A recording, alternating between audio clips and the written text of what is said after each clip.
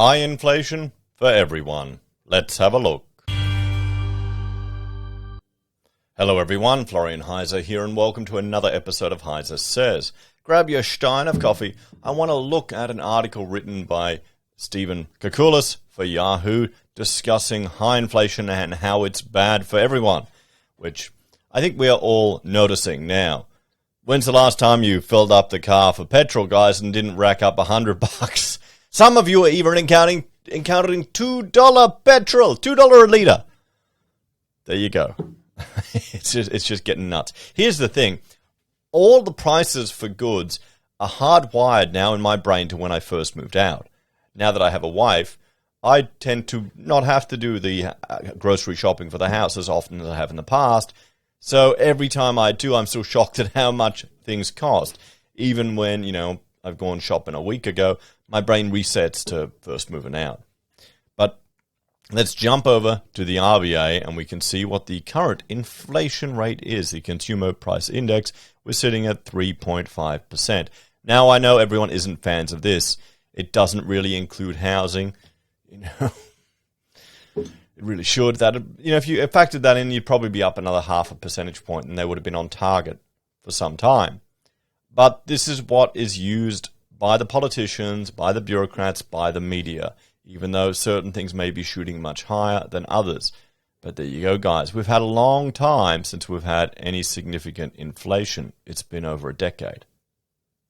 So now there we go. We're feeling it, guys. And this dip is kind of bullshit too, because they're counting the free childcare that all these people got. So stuff that the government's paying with our tax dollars that they'll harvest out of us, it reduces CPI because some people got it for free. So this isn't the best measure. I'm not the biggest fan of it, but it's what we've got, and it's what's going to influence the decision makers. So let's have a look at what Kakulis has to say about why high inflation is bad for everyone.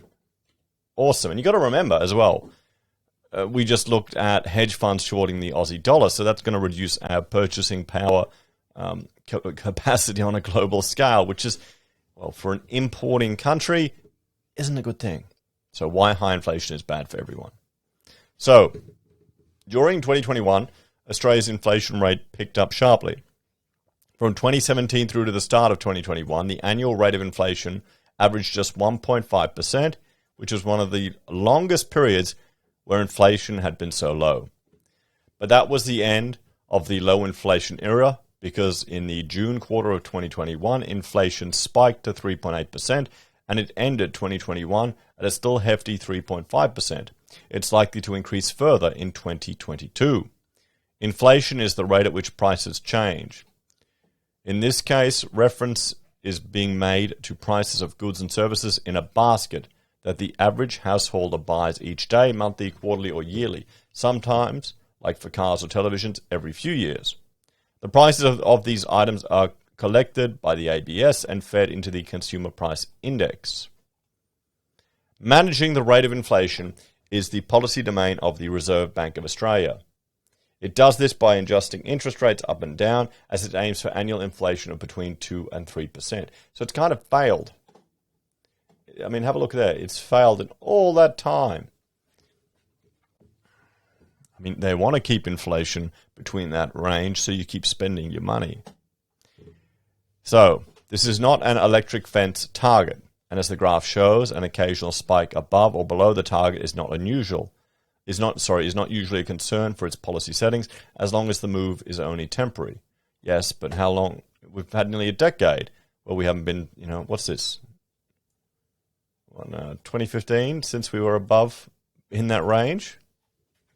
So, 7 years. With inflation now clearly marching higher as a result of strong economic conditions, a tight labour market, with the unemployment rate poised to hit a 45-year low, and some supply shortages allowing businesses to supply shortages forcing, let's edit this, forcing businesses to boost their prices, not allowing them, forcing them, okay? The focus is on the need for the RBA to lift interest rates from 0.1% level, put in place when it thought inflation would stay at 1.5% and the unemployment rate would rise above 10%. So what does it actually mean? If you have the same spending patterns as the average householder, the amount you are spending rose 3.5% during 2021. Unless your take-home pay rose by at least 3.5%, you would have to compromise on your spending, save less or borrow more to still purchase the same items. Now, our family, we're not average Australians. We eat a very meat-heavy diet. We're carnivore, ketovore. So we've really noticed the cost of it. And for us, particularly moving away, we're living in the rental up the street there. We don't have the big chest freezer. So we're not able to buy in bulk. Can't get those savings of scale at the moment. So we're feeling it. And the higher the inflation rate, the more your purchasing power or indeed your standard of living suffers.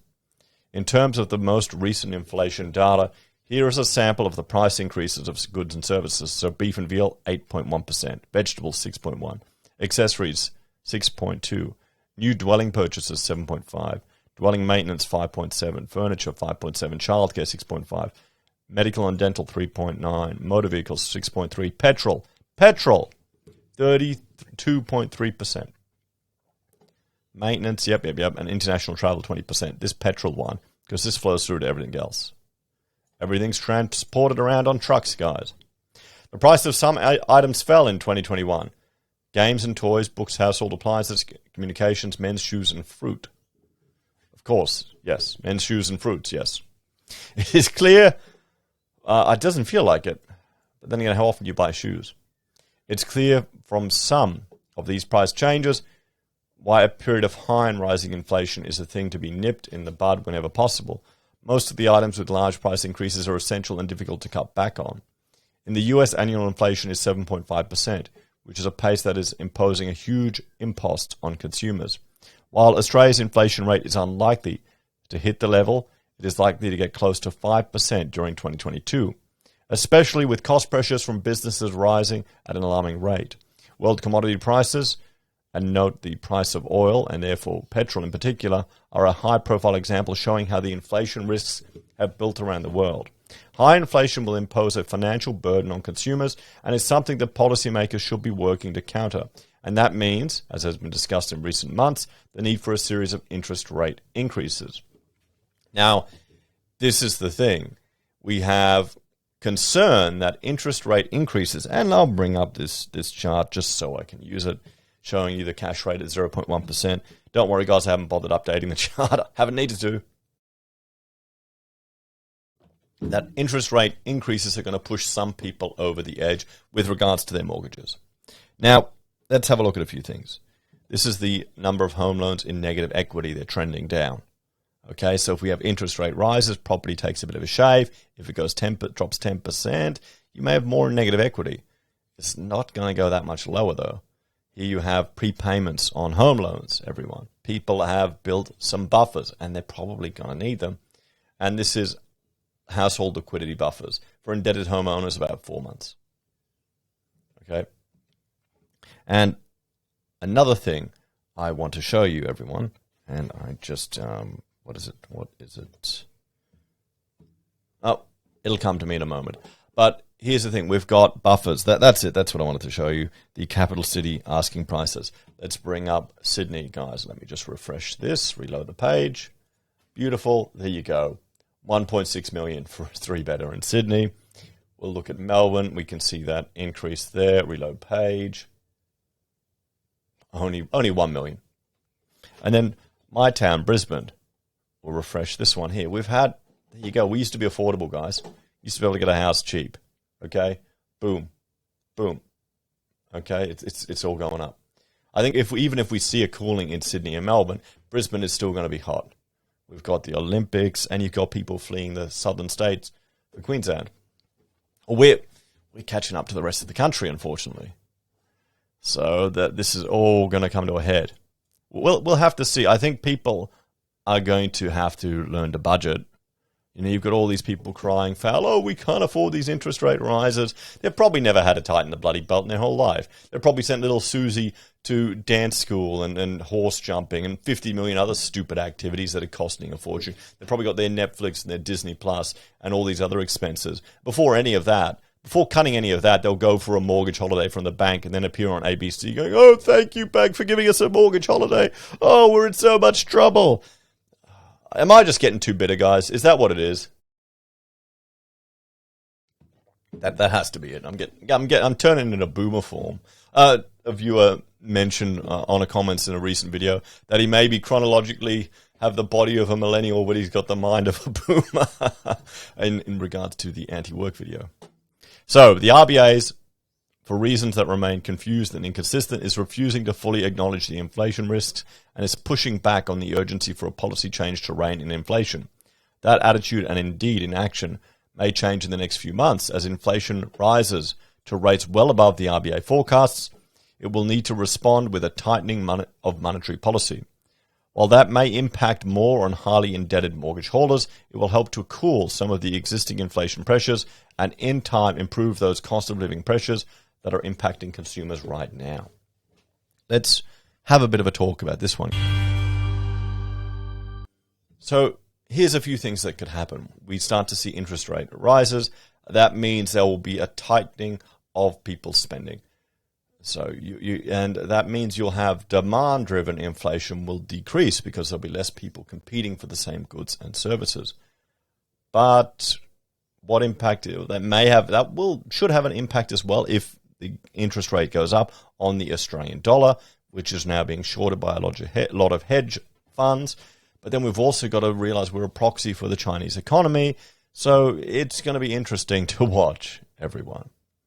Here's the thing. I get the feeling the RBA are more followers than leaders. What do you reckon, guys? Anyway, we'll have to see where this all goes. Keep an eye on it, prepare for it, budget for it, plan for interest rates to go up because we're going to hit inflation and it's going to be the first time many of us have ever encountered it, everyone.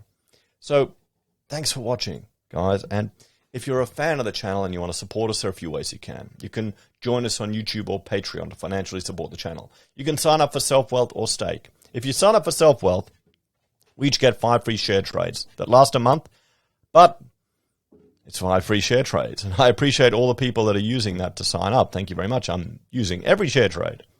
For Stake, if you sign up and fund an account, we each get 1 free share for a US share. They also have, I think, $3 chess-sponsored share trading in Australia. That's something to consider if you want to get in with low amounts of money.